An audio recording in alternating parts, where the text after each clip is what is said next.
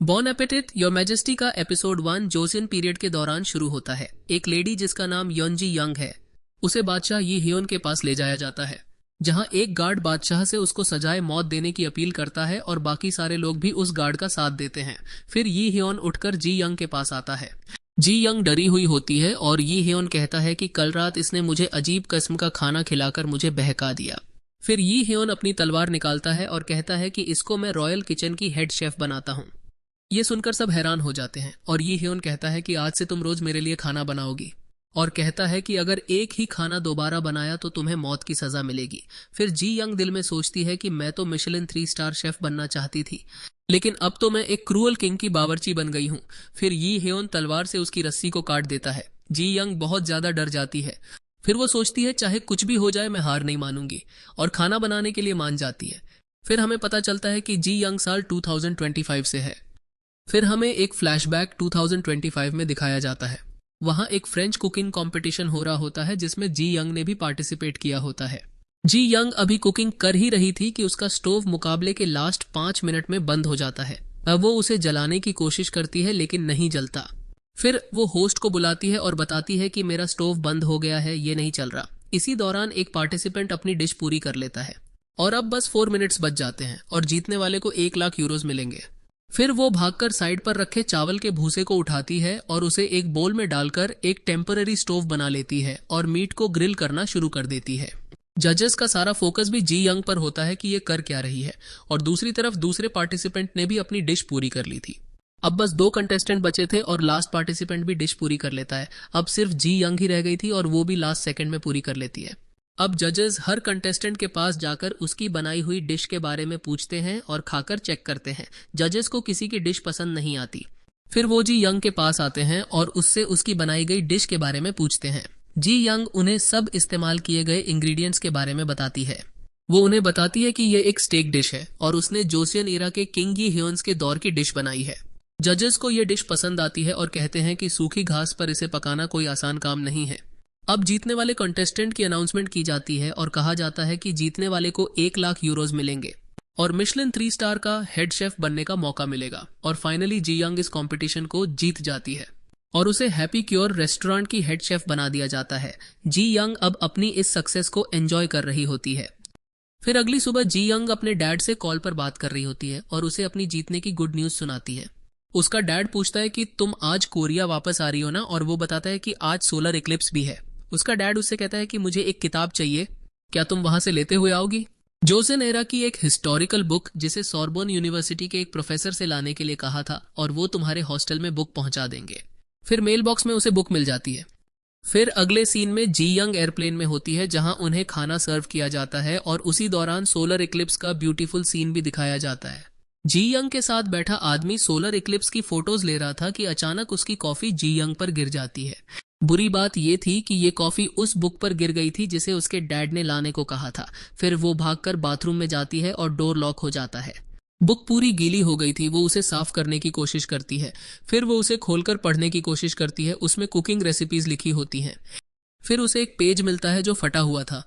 फिर जी young book के last page पे लिखे वर्ड्स को पढ़ती है तो बुक के वर्ड्स ग्लो करने लगते हैं। फिर अचानक पूरा बाथरूम हिलने लगता है और लाइट ऑन ऑफ होने लगती है। वो हेल्प के लिए डोर बजाती है लेकिन डोर लॉक होता है और उसे कोई नहीं सुन सकता। अचानक वो पीछे की तरफ ग्लास से टकराती है। पूरी बुक ग्लो कर रही होती है और जी यंग उस बुक के अंदर चली जाती है।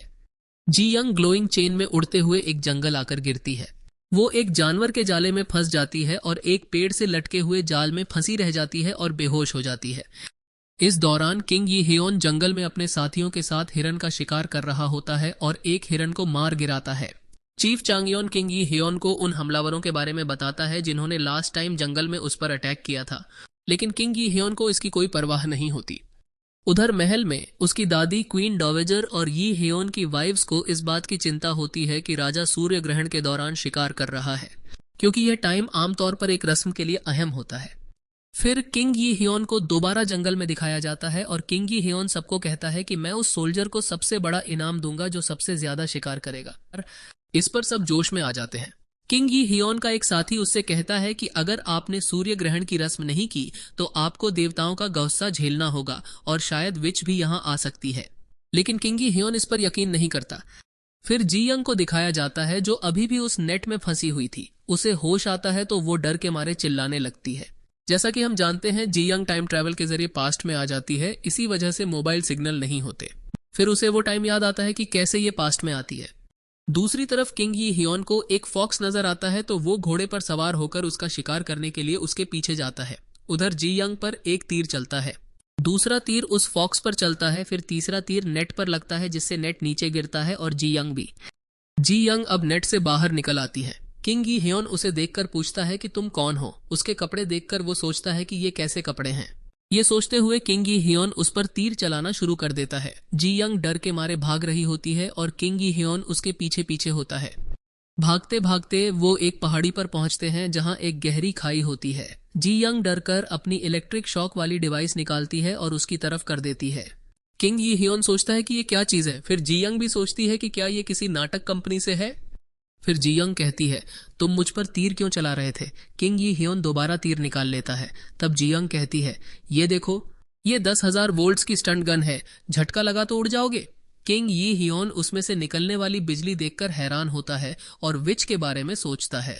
वह उसे विच समझ लेता है और तीर चला देता है। इस दौरान उसका बैग पहाड़ी पर एक पेड़ पर लटक जाता है।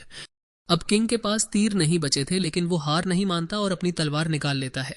वो जी यंग पर अपनी तलवार से अटैक करने ही वाला होता है कि तभी जंगल से किसी ने उस पर तीर चला दिया जो उसके सीने में लग जाता है और फिर दोनों यानी किंग यी हियोन और जी यंग पहाड़ी से नीचे पानी में गिर जाते हैं। जी यंग नदी के किनारे पर जागती है और किंग यी हियोन को घायल और बेहोश देखकर डर जाती है। अब वो मदद के लिए जोर से आवाज लगाती है, लेकिन वहां कोई नहीं होता। वो उसके जख्म को देखती है और अपने गले से रुमाल उतारकर बांधती है और उसके जख्म पर वैसलीन लगाती है। अब वो उसकी जेब में से अपना फोन ढूंढ रही होती है, लेकिन किंग यी हियोन चाकू निकालकर उसे मारने की कोशिश करता है। तब जी यंग उसे मारकर चाकू उठा लेती है और उसे चाकू चलाकर दिखाती है। किंग यी हियोन उसे विच समझकर उस पर अटैक कर देता है। फिर खींचातानी में चाकू साइड जा गिरता है। चाकू उठाने के लिए जी यंग किंग की आंखों में मिट्टी डाल देती है और वो भी उसे धक्का देकर चाकू उठाने ही वाला होता है, लेकिन पीछे से जी यंग उसकी गैंड पर लात मारकर खुद चाकू उठा लेती है।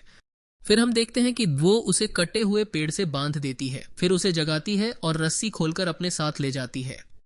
फिर हमें कंग मोकजू से इंट्रोड्यूस्ड कराया जाता है, जो यी हियोन की जूनियर कंसॉर्ट यानी छोटी बीवी होती है। उसकी दासी उसे बताती है कि किंग यी हियोन अभी तक शिकार का मजा ले रहे हैं, लेकिन उसे यकीन नहीं होता। कांग मोकजू कहती है कि उन्हें शिकार तो पसंद है, लेकिन उन्हें वापस तो जरूर आना चाहिए था। वो सोचती है कि कहीं ये प्रिंस जेसन की कोई चाल तो नहीं। 7 साल पहले के एक फ्लैशबैक में उसे एक ली नाम के प्रिंस को मारने के इल्जाम में जेल में दिखाया जाता है, जिसे उसकी मां ने उस ली को बेचा था। प्रिंस जेसन उससे पूछता है कि क्या तूने उसे मारा है, तो कांग मोकजू कहती है, हाँ मैंने मारा है और लगता है अब तू भी मेरे हाथों से मरना चाहता है।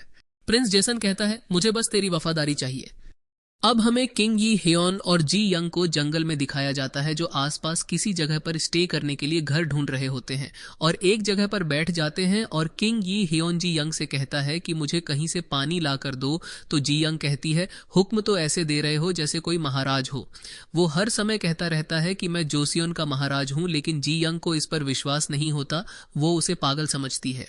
ये दोनों चल ही रहे होते हैं कि उन्हें रास्ते में एक घर दिखाई देता है। फिर ये दोनों उस घर के अंदर जाते हैं और जी यंग आवाज देती है चेक करने के लिए कि कोई घर के अंदर है या नहीं। फिर किंग यी हियोन कहता है, इस जंगल में मैं शिकार के लिए आता हूं और यहाँ कोई नहीं रहता। फिर जी यंग को एक क्रूअल राजा यी हियोन का ध्यान आता है। उस राजा ने लोगों के घर तोड़ दिए और अपनी शिकार की जगह बनाई और फिर ये निशान लगाए ताकि पता चले कि ये उसका इलाका है। फिर किंग यी हियोन के बारे में पूछता है कि ये कौन है और कहती है, यी हियोन जोसियन की पूरी लड़कियों को अपनी हवस के लिए बुलाया करता था। और उसे कहती है कि वो एक क्रूअल राजा था और वो यी हियोन को लड़कीबाज भी कह देती है और वो एंग्री हो जाता है। फिर जी यंग उसे बांधकर अपने कपड़े चेंज करती है और अचानक उन्हें घर के अंदर से एक आवाज आती है और ये सोचते हैं कि वहां कोई तो जरूर है। फिर जी यंग आवाज देते हुए अंदर जाकर देखती है तो वहां एक लड़की होती है। उस लड़की का नाम गिलग्यूम होता है। वो उसे देखकर डर जाती है और उसे छड़ी से मारने लगती है। फिर उन्हें भूख लगती है और जी यंग कहती है कि मैं तुम्हारे लिए खाना बनाऊंगी। अब गिलगिम उसे खाने के इंग्रेडिएंट्स दिखाती है और सब ताजा इंग्रेडिएंट्स होते हैं। जी यंग खाना बनाना शुरू करती है और सोचती है कि इसके पास इलेक्ट्रिसिटी तो छोड़ो, इसके पास इलेक्ट्रिक कुकर भी नहीं है। असल में उसके दिमाग में ये है कि वो 2025 में है। जी यंग खाना बनाकर लाती है और किंग यी हियोन कहता है, मैं खाना नहीं खाऊंगा।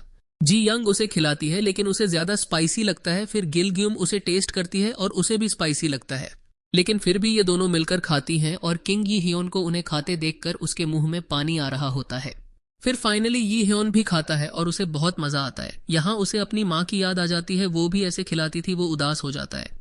उधर दूसरी तरफ किंग यी ह्योन को उसके लोग ढूंढ रहे होते हैं। गिलग्यूम और जी यंग दोनों नदी के पास आती हैं और नहाती हैं। उधर किंग यी ह्योन के लोगों ने उसे ढूंढ लिया था, वो उसकी रस्सियां खोलते हैं और किंग यी ह्योन कहता है उन लड़कियों को ढूंढो। उसके बाद वो घर को आग लगाकर यहाँ से चले जाते हैं। इधर ये दोनों नदी में बैठकर बातें कर रही होती हैं कि अचानक यहाँ किंग यी ह्योन और उसके लोग वहां आ जाते हैं और जी यंग उन्हें अपने पास बुलाती है। बॉन एपेटिट योर मैजेस्टी का एपिसोड 1 यहाँ एंड हो जाता है।